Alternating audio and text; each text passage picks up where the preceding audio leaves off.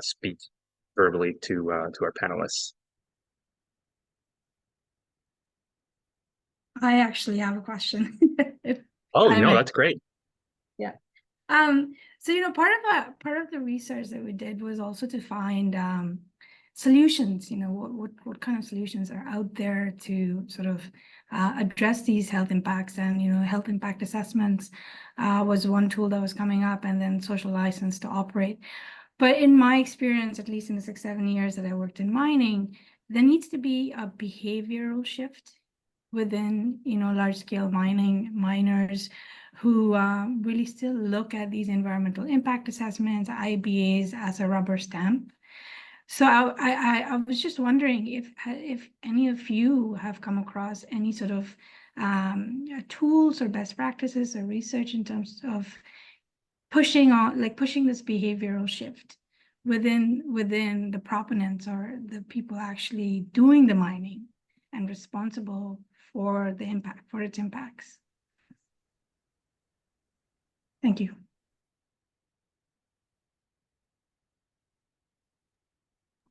It's to all of you, so anyone would, go ahead and respond. I mean, I can jump in if that's okay, just to kick things off. And again, I think the materiality of the resource and the context is so important. In the case of brine-based lithium extraction in Latin America, one really huge, I think, issue relates to transparency. And a number of times FPIC has been mentioned.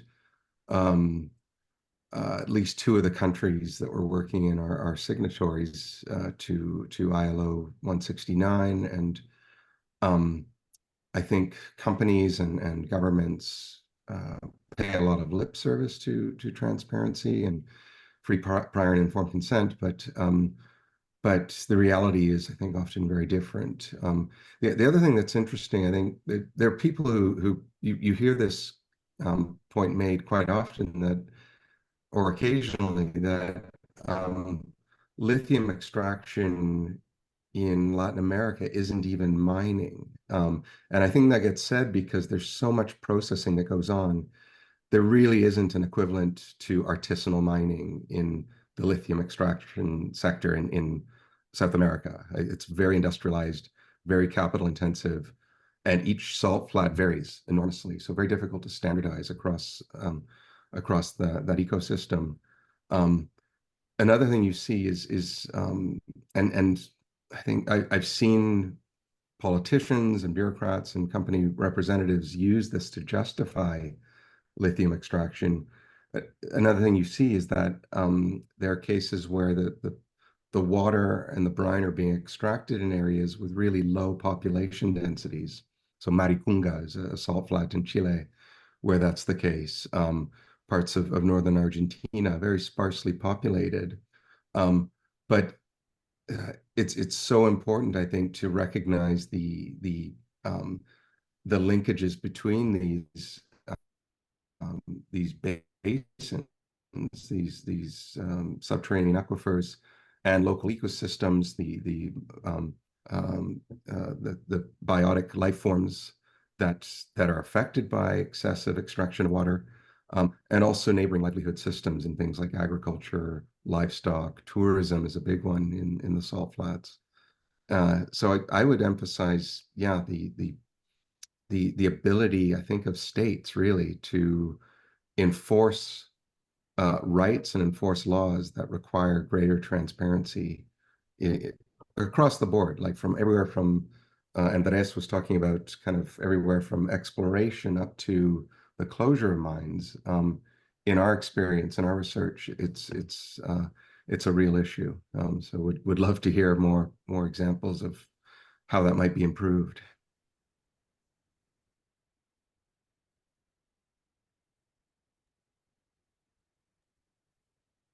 Just to add on to that, I absolutely agree with Dr. Johnson that transparency is huge. Because getting mining companies to do good EA work is yet another struggle that we see in Nunavut all the time.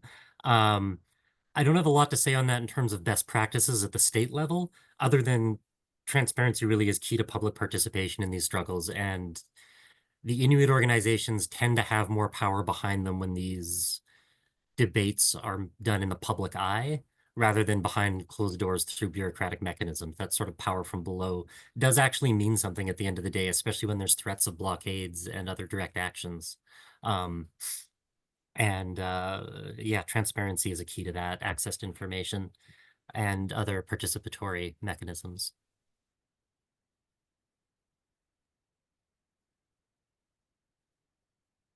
Was there any other panelists who wanted to comment on that question before we move on to the next one? All right, I don't see any hands raised, but I can, we had a number of pre-submitted questions that I can read off. One of them was, how do extraction activities impact women in at-risk communities? And how can the industry address these concerns? I know Nell touched on this a little bit, but either Nell or the others, if they want to expand on that.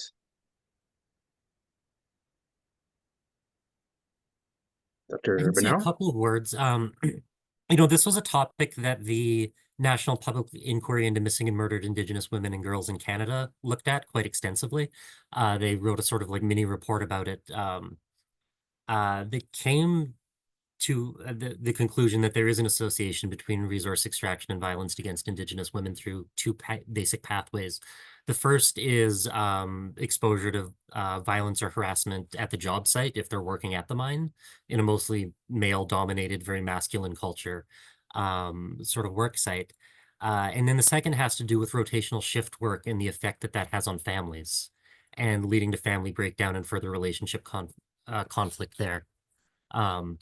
As most mines in Nunavut operate on a 2-week on, 2-week off work schedule that I think somebody else had mentioned has implications for mental health and other things like that. I would add family relationships to that for sure.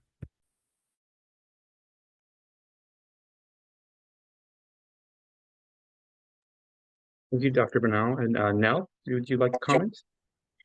I mean, I think I did spend quite a few minutes on that, but I think besides, the sexual and gender-based violence angle of this, the women, as far as I've seen in artisanal mining in Burkina Faso, are mostly involved in processing.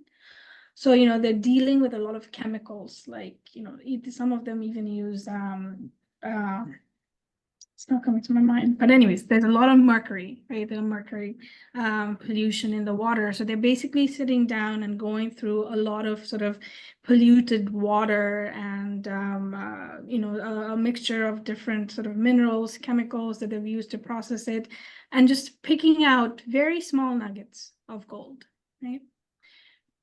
So I feel that because they are involved in the secondary processing or in the secondary activities of the mine, they are biologically and physically sort of exposed to that water and water pollution mainly, and the sort of skin related issues, the ingestion related issues. Their exposure is very different, or maybe even more than the men.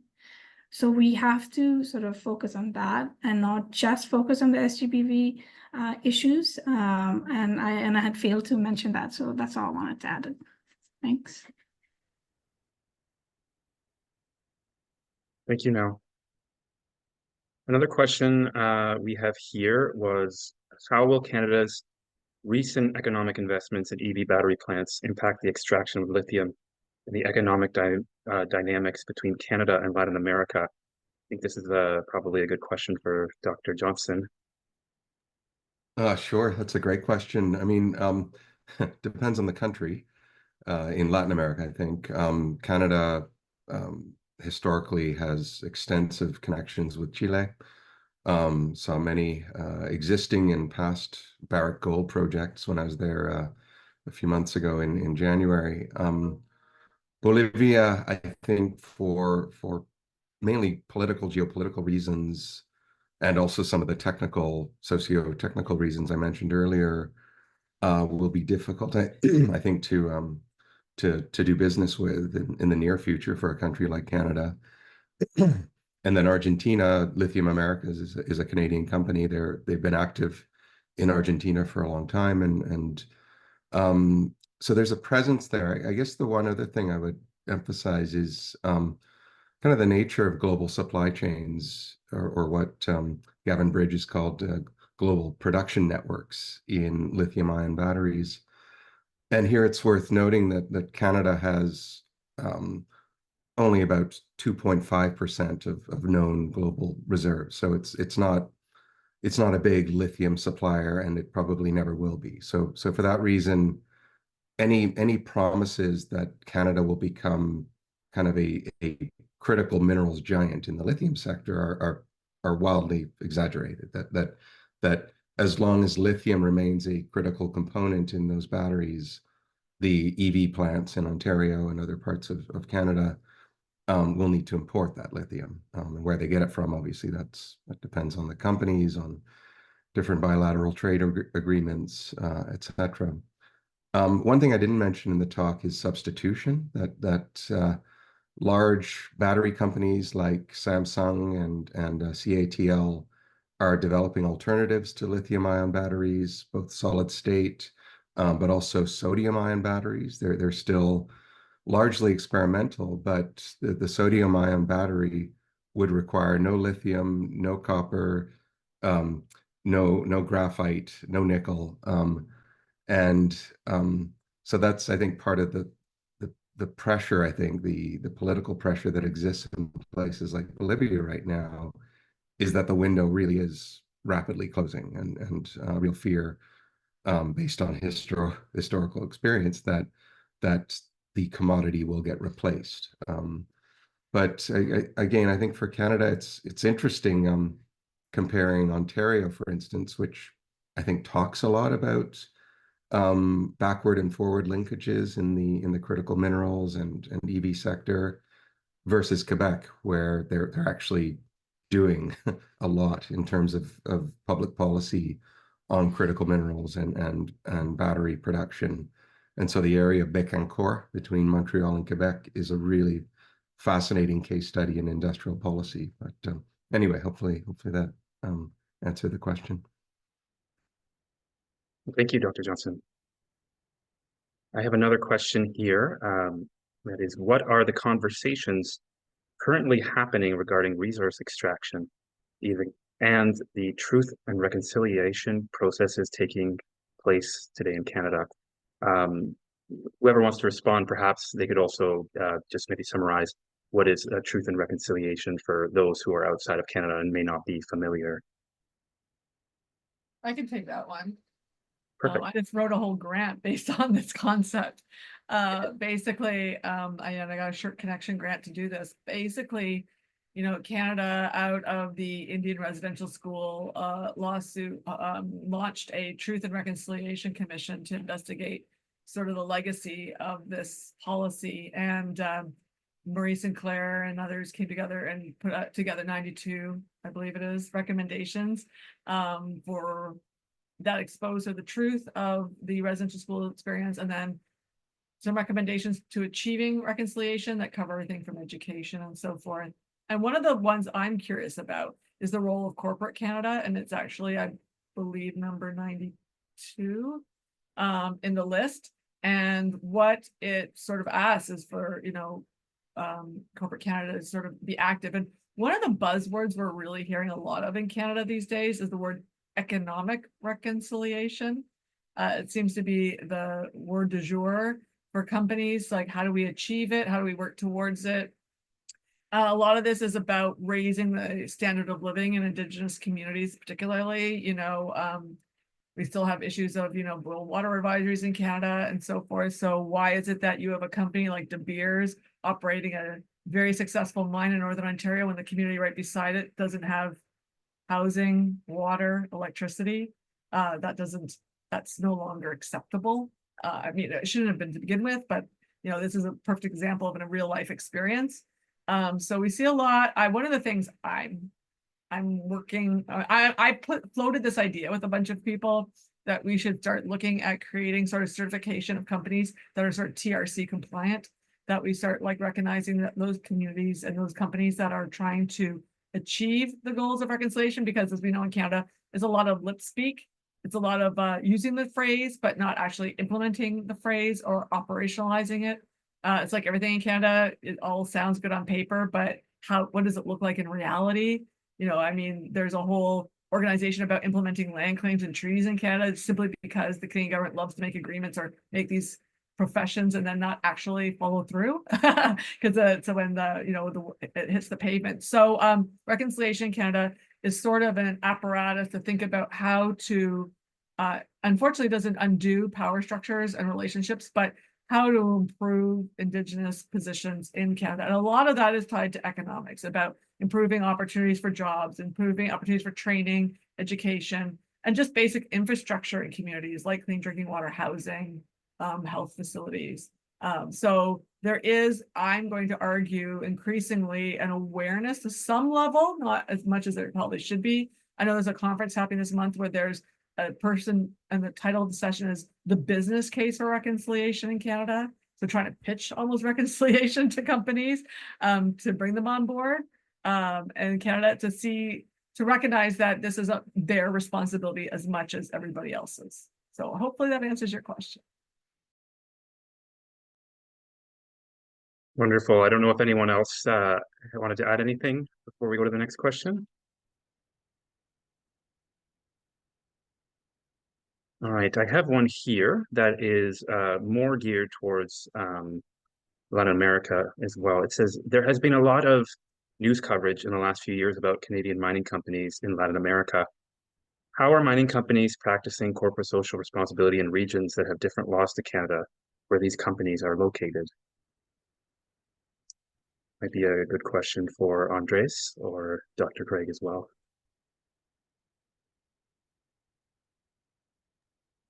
Andres, do you want to go ahead? Well, we can't hear you, Andres. This is better? Yes, thank you. Okay, sorry. Countries in Latin America, they are not late in following UN regulations about consultation with indigenous groups, environmental, everything. But as Dr. Slowey mentioned, it's one thing in the paper, one thing in the practice. It's up to the stakeholders, okay? It's up to the stakeholders to follow, to request the governments, national, state, or municipal governments to enforce the law. And that's at the moment when the companies are perplexed because they believe, I always have a allegory, no? Don't confuse sympathy with your presence in the land with acceptance, okay? So that's difficult for a entrepreneur, mining CEO, COO, VP, Calgary, Vancouver, Toronto, to understand. They believe that when they go to the place and they receive the affection, welcoming of the local, that's enough. That's enough. Andres, they are smiling to us. But it's different. Acceptance is when you are in the English allegory, not in my backyard. We have similarity in Latin America. Why you come to here to disturb my water, my farmland, my traditions? What is the trade-off? Listen carefully. There must be a trade-off. If you come here to enhance my livelihood, I am willing to consider accepting you here. But if I see negative and you don't have even a grievance mechanism, forget it. So CSR, corporate social responsibility, is real, but needs to be enforced. I hope I answered with that example the question.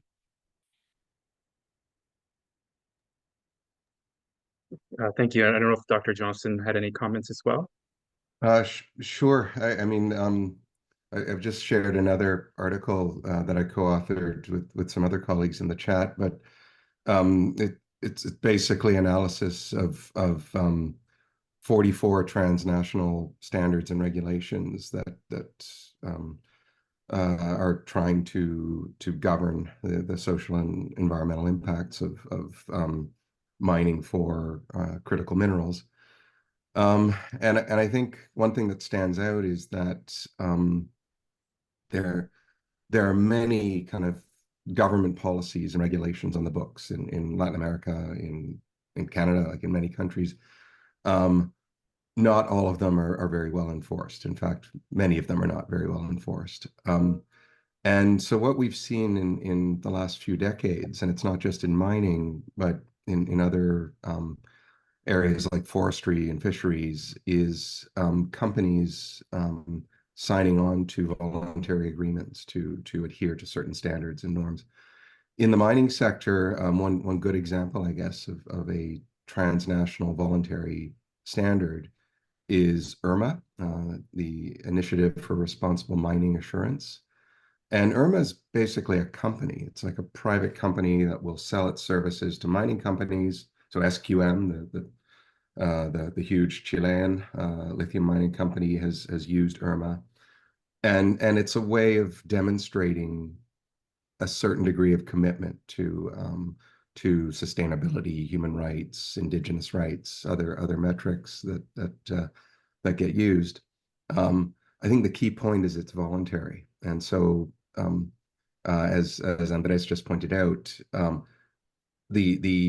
the sort of content of CSR is very important. Of what companies say they will commit to is really important, but enforcing it and implementing it effectively is another matter. And again, in this article that I've just shared, we find that the initiatives that have been developed to govern mining practices in the critical mineral space really don't provide a lot in the way of hard accountability or measures to ensure accountability. But happy to expand on that too, if people are interested. Thank you, Dr. Johnson. We have time for a few more questions. So, this one's going to be an interesting one. For Indigenous communities that are supportive of resource development in their communities, are the economic and social benefits actually filtering down to the community members? If not, what are the barriers?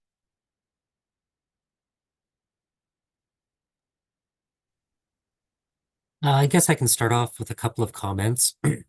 I think first, this depends on context a lot. Different communities have different mechanisms to capture greater or lesser shares of the wealth. And certain communities are also more remote, have less ability to capture the forward and backward linkages that are associated with extraction. Generally speaking, in the far north, where you have modern treaties, there's a requirement for impact and benefit agreements. So there's a better ability to collect sort of royalties and finances and revenues. A little bit more challenging often to capture employment opportunities and the economic linkages associated with extraction. Yeah, and to that end, I've written a bit about this myself, about how different communities engage with these processes differently. So for instance, Mikisew, when I was there, they had an airline, so they would use some of the profits from their companies they created to offset the cost of freight or seats for their own membership. Other communities in James Bay, for instance, maybe provide individual people business loans in order to set their own businesses in the communities. So there are very different models of the ways communities engage. Some put it towards the community, others support individual entrepreneurship, and so forth. What we see in a lot of, and this is one of the main stratifications across Canada is a modern versus historic treaty, right? The modern treaties, a lot of them have economic development corporations associated with that. And those are specifically designed to generate companies and economy for a lot of these communities. I mean, I work a lot in the Yukon, and wow, there's so much happening up there versus say in Ontario, where you're dealing with a Treaty 9 and Indian Act communities with, driving to Buffalo during COVID to buy medicine. It's a very different ball game, and that puts them really at a huge disadvantage in my books in terms of when it comes to things like negotiating Ring of Fire and economic development opportunities. And to the last point, another area I'm working in currently is simply, well, okay, the mining companies come in, there are all these jobs, but they can't get locals to fill those jobs because the locals aren't trained for those positions. So they end up flying in, importing workers. So I'm working right now on a project where we're trying to figure out how do we get local community members trained so when these opportunities arise, they're positioned to actually take advantage of them. So it's not a waiting game or, you know, they have to bring in external labor. So there's a lot more activity that has to be going on, especially in regions, unfortunately, like Ontario, to prepare the workforce for the opportunities that are coming their way.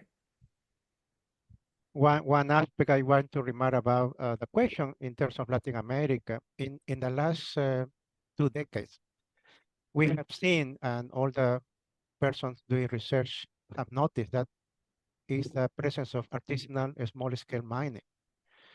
Those organizations is the response to a lot of the benefit that's supposed to be bring from royalties or revenue from the large mining companies.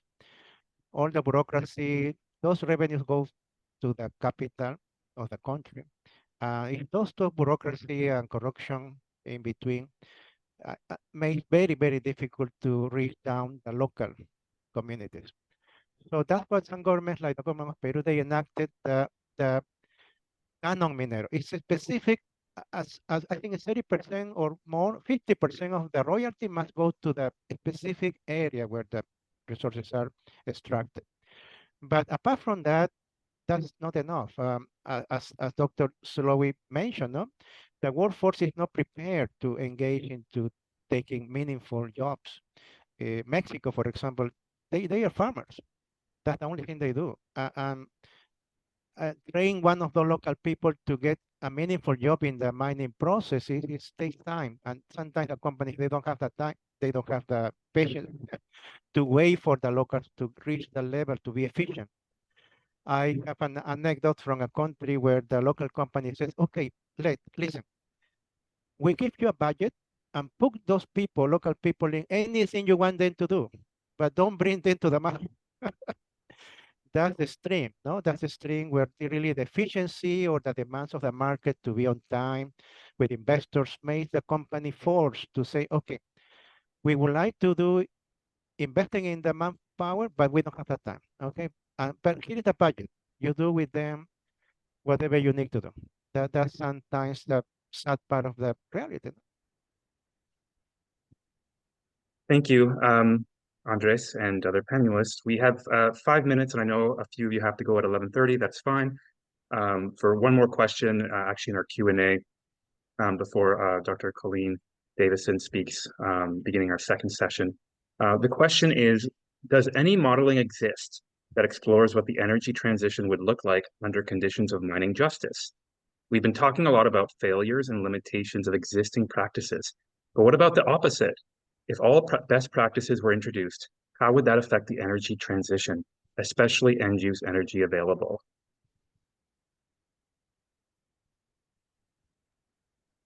I don't have an answer, but that question is a pretty good one, maybe for the next PhD.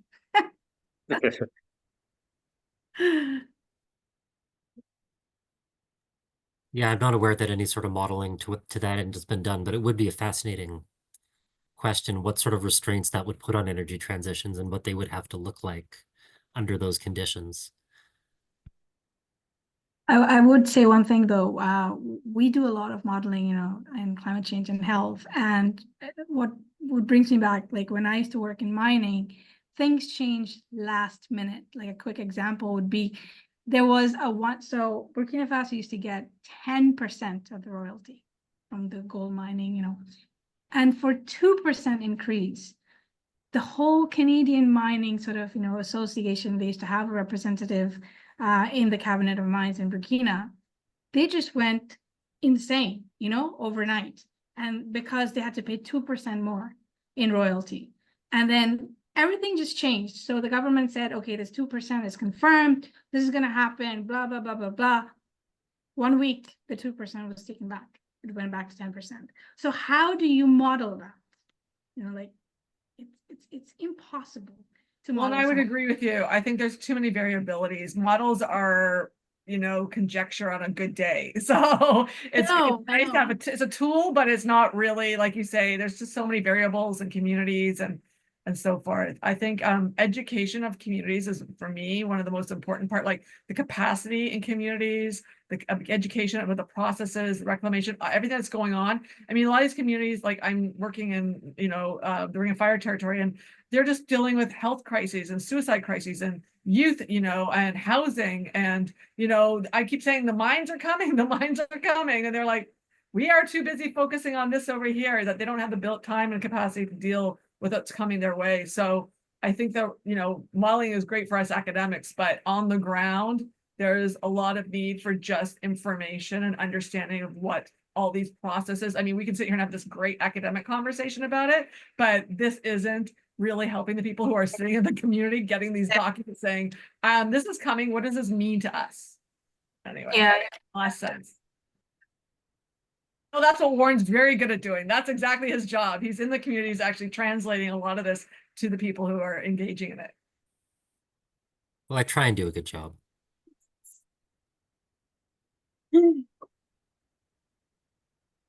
Wonderful. Well, I mean, as now alluded to, if anybody is looking for a research project or idea for their PhD and want a challenge, you can take on that question. It might take you more than 4 years to answer, though. And a lot All of funding.